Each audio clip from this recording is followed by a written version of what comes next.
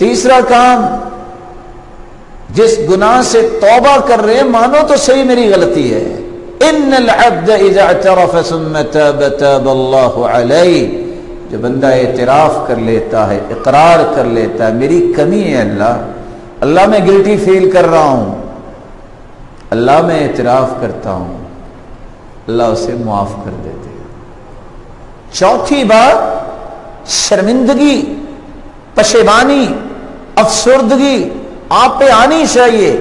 رب کے سامنے نادم اور پریشان ہو کے دکھائیے، یا اللہ لوگوں کو تو نہیں پتا، مجھے تو پتا ہے میں ٹھیک نہیں ہوں، اللہ مجھ سے تو گناہ ہوا ہے، تو تو جانتا ہے نا، تو تو دلوں کے بھید بھی جانتا ہے، اٹھنے والے جذبات سے بھی واقف ہے، اللہ تو تو جانتا ہے، میں مانتا ہوں شرمندہ ہوں، مجھ سے ہو گئی ہے.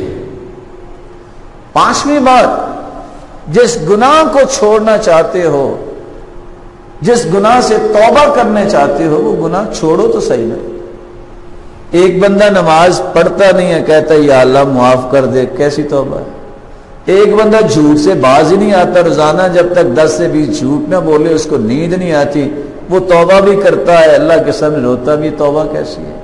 ایک بندہ غیبت سے، لوگوں کی عزتیں اچھالنے سے باز ہی نہیں آتا، توبہ بھی کرتا، اس کی توبہ کا کیا فائدہ ہے. اس لیے فضیل ابن عیاض کہا کرتے تھے التوبۃ بلا اقلاع عن الذنب توبۃ الکذابین، جو لوگ گناہ نہیں چھوڑتے توبہ کرتے ہیں یہ جھوٹے لوگوں کی توبہ ہے. اس لیے سلف کہتے تھے استغفارنا يحتاج الى استغفار الذي لا يصادف قلبا، ہم جب استغفر اللہ کہتے ہیں ہمارا استغفار بھی کسی استغفار کا محتاج ہے، جو دل پہ اثر ہی نہیں کرتا اس استغفار کا فائدہ کیا ہوگا. گناہ چھوڑیے. چھٹی بات، عزم مصمم کیجئے، میں نہیں کروں گا اللہ میں آئندہ نہیں کروں گا، اللہ میں آئندہ نہیں کروں گا، بس